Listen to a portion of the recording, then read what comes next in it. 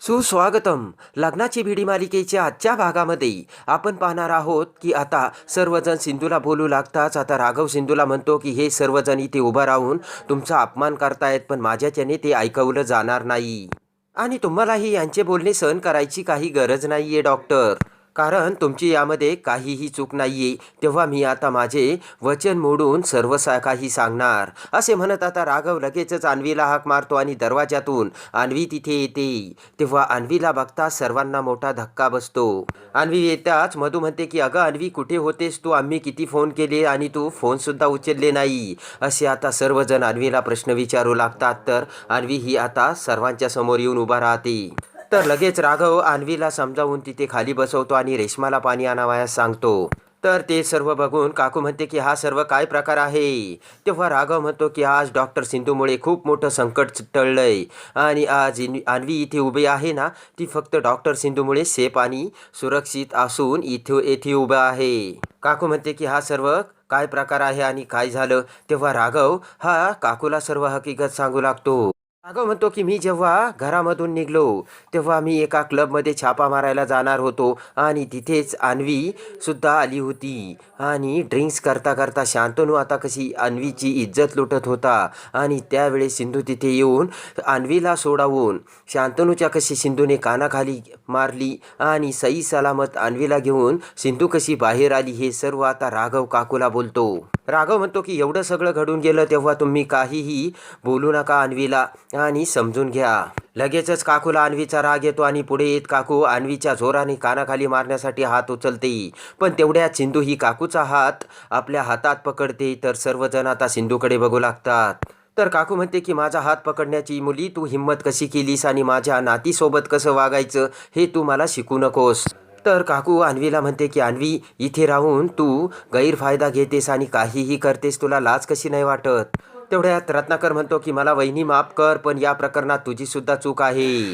ऋतुराज म्हणतो की दादा तू वहिनीला काय बोलतोस. तर ऋतुजा म्हणते की काय चूक आहे यात. रत्नाकर म्हणतो की कारण सिंधू ही अन्वीला पार्टीला जाऊ नको असे सांगत होती, पण वहिनीने अन्वीला पार्टीला जाण्यासाठी परवानगी दिली. ऋतुराज म्हणतो की दादा तू असं कसं बोलू शकतोस, कारण तिथं काय होणार हे वहिनीला काय माहिती होतं. तर काकू सिंधूला म्हणते की या सर्वाला तू जबाबदार आहे, कारण तू अन्वीच्या चुका पाठीशी घालतेस. तेव्हा लगेचच अन्वी रडत म्हणते की सिम्माला काही बोलू नकोस तू काकू, आणि मला ब्युटी कॉन्टेस्टमध्ये भाग घ्यायचा होता आणि म्हणून मीच तिथे गेले, तेव्हा तू सिम्माला काही बोलू नकोस. तर काकू रागाने अन्वीकडे बघू लागते. मधू म्हणते की अन्वी असं काही होतं तर तू अगोदर आम्हाला कुणाला तरी सांगायचं ना, आम्हाला तुझी किती काळजी वाटत होती. मधू म्हणते की आणि सिंधू तू जर आम्हाला विश्वासात घेऊन जर कुणालाही सांगण्याचा प्रयत्न केला असता तर काय फरक पडला असता. मधू म्हणते की सिंधू तू जर सांगितलं असतं तर ॲटलिस्ट काकूने तिला परवानगीच दिली नसती जाण्याची. तर सिंधू म्हणते की मला असं काही होईल याची मुळात कल्पनाच नव्हती आणि तिथे अन्वीसोबत जे काही घडलं त्यात अन्वीची सुद्धा काही चूक नाही, मुळातच ती मुलं वाईट होती. तेवढ्यात ऋतुजा म्हणते की स्वतःची चूक झाकवण्यासाठी तू काहीही बोलू शकतेस आणि त्यावर आम्ही काय विश्वास ठेवायचा का. तेव्हा राजेश्री म्हणते की मुळात तू आमच्या घरच्यांशी लक्षच का देतेस.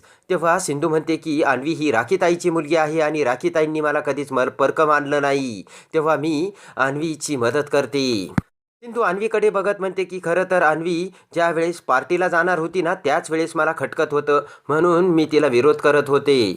तुला जर माहीत होतं तर मग हे सर्व त्याच वेळेस का नाही सांगितलं तू, कारण तुला मोठेपणा तुझ्या नावावर घ्यायचा होता का, असे आता ऋतुजा सिंधूला बोलते. काकू म्हणते की या सर्वांना तू जबाबदार आहे सिंधू. तेव्हा सिंधू म्हणते की अन्वी आता एवढी लहान आहे का, मी समजावं आणि तिने ऐकावं.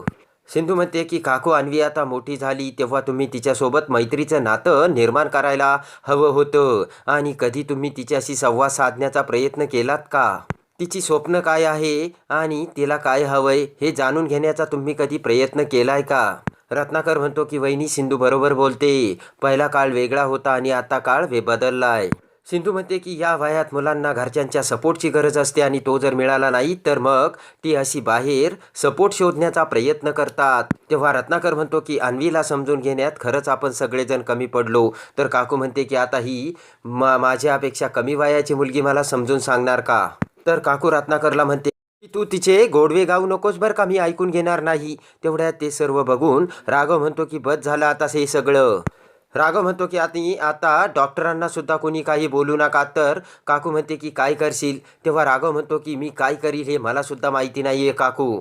तर राघव म्हणतो की तुम्ही सगळे कोणतीही विचार न करता काहीही सिच्युएशनला समजून न घेता एका व्यक्तीवर असा आरोप करता की ज्या व्यक्तीने आपली घराची आबरू वाचवली. तर अन्वी ते ऐकून रडू लागते. उलट सर्वांनी डॉक्टरांचे आभार मानायला हवे, पण आपण येथे कुणीही समजून न घेता डॉक्टर सिंधूलाच बोलतोय. लगेचच राघव म्हणतो की प्लीज हा विषय आता इथेच संपवा. खूप उशीर झाला आहे आणि प्रत्येकाला आता आराम करायचा असेल. इकडे आता दुसऱ्या दिवशी रत्नपारख्यांच्या घरी सर्व पाठ मांडलेले असतात आणि काकू समोर बसलेली असते. तेवढ्यात ऋतुराज बन्यांवर तिथे येत म्हणतो की अरे अजून कोणी आलं नाही का, आणि रिषभ आणि सर्वांना बोलावतो. रिषभ सुद्धा आता राघवला आवाज देतो. तर बेडरूममधून उठत राघव म्हणतो की आलो आलो. तर आता आरशासमोर येऊन इकडे राघव विचार करतो की जी कधी काळी माझी बायको होती, मी तिच्यावर प्रेम करत होतो, त्याच बायकोसमोर आज मधू मला ओवाळणार आहे आणि उठणं लावणार आहे. तर आता राघव हा उठणं लावण्यासाठी विनूला सोबत घेऊन येतो. तर विनू म्हणतो मला सुद्धा उठणं लावायचं आहे बाबा. तेव्हा लगेच सिंधू पुढे येत म्हणते की नाही, कारण आज उठणं लावण्याचा तुझ्या आईबाबांचा दिवस आहे. तेव्हा राघव लगेच सिंधूकडे बघू लागतो. विनू म्हणतो की नाही डॉक्टर काकू, मला उठणं लावायचंय, आणि असे म्हणत आता विनू पुढे जाऊ लागतो. तर समोरच काढलेल्या रांगोळीवरून विनूचा पाय सटकतो आणि विनू खाली पडतो. तेव्हा अवाक होऊन सर्वजण विनूकडे बघू लागतात. पळत सिंधू विनूकडे येते आणि विनूला म्हणते इथं दुखतंय का. तर विनू म्हणतो हो. तर आता राघवही विनू समोर येतो आणि विनूला म्हणतो की डॉक्टर काकू आहेत ना इथे, तेव्हा त्यांना आता चेक करू दे, त्या तुला बरं करतील. त्यानंतर आता सिंधू विनूचा पाय चेक करू लागते. तर सिंधू म्हणते की आता विनूला बरं वाटणार आहे बरं का. तर विनू हा सिंधूकडे बघू लागतो. तर रत्नाकर म्हणतो की तुम्ही काही काळजी करू नका, सिंधू आहे ना ती बघून घेईल. तर हळू आवाजात ऋतुजा म्हणते ती आहे तर म्हणूनच काळजी वाटते. तर लगेचच रागाने रत्नाकर हा ऋतुजाकडे बघतो आणि तेवढ्यात पाठीमागून मधू उठण्याची वाटी घेऊन तिथे येते. तर तेवढ्यात मधू खाली वाकून विनूला धरते. तर राघव आणि सिंधू समोरच असतात. तर मधू लगेचच उठून उभा राहू लागते आणि सिंधूही उठून उभा राहू लागते. तेवढ्यात सिंधूचा हात उठणं आणलेल्या वाटीला लागतो आणि जोराने ती वाटी वर उडालते आणि लगेचच सिंधू ती वाटी आपल्या हातात पकडते. पण त्या वाटीतील उठणं लगेचच राघवच्या अंगावर पडतं आणि सर्वांना मोठा धक्का बसतो. तर आता सिंधूकडून राघवच्या अंगावर उठणे पडलेले असते. सिंधूच्या हातात ती उठण्याची प्लेट असते आणि तशीच खाली बसत सिंधू म्हणते की सॉरी सॉरी, आणि ते खांद्यावर पडलेले उठणे सिंधू ही लगेचच राघवच्या गालाला लागते आणि खऱ्या अर्थाने आज सिंधूच्या हातून राघवला उठणे लागलेले असते. तर ते सर्व बघून आता राजेश्री म्हणते की हे सर्व काय चाललंय. राघव आणि राणीचे लग्नसुद्धा पूर्ण झाले नाही. काल राघव आणि राणीच्या हाताने आरतीसुद्धा झाली नाही आणि आज हे. तेव्हा लगेचच वर बघत राजेश्री म्हणते की विनायका तुझ्या मनात तरी काय आहे.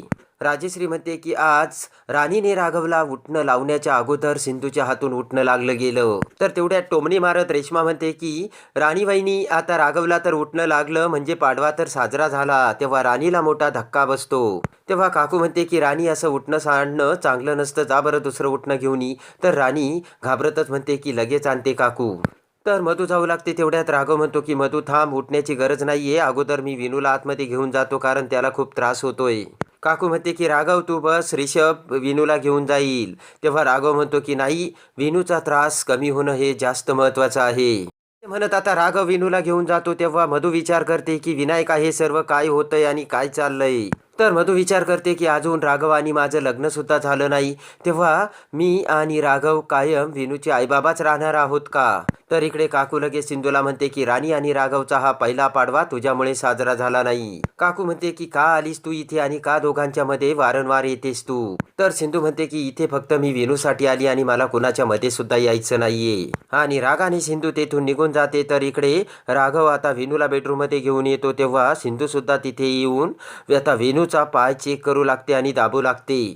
तर आता कॉटवर बसत सिंधू म्हणते की आता विनूला मी औषध लावले आणि आता विनूला बरं वाटणार आहे. तर राघव सुद्धा आता विनू शेजारी एकाच कॉटवर बसलेला असतो. तेवढ्यात मधू तिथे येते आणि सिंधूला म्हणते की खूप लागलं का ग.